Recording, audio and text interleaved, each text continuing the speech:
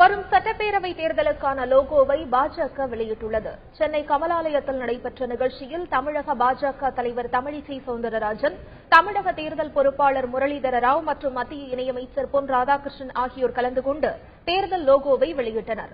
தமிழகத்தை வளர்ச்சிப் பாதைக்கு அழைத்துச் செல்லும் தாரக மந்திரமாக தாமரை வெல்லட்டும், தமிழகம் வளரட்டும் என்ற லோகோ அமைந்திருப்பதாக தமிழக பாஜக தலைவர் தமிழிசை சவுந்தரராஜன் தெரிவித்துள்ளார். தாமரை மலர வேண்டும், தாமரை மலர வேண்டும் என்றால் தாமரை வெற்றி பெற வேண்டும். தாமரை வெற்றி பெற்றால் மட்டுமே ஒரு வளர்ச்சியான தமிழகத்தை கொடுக்க முடியும்.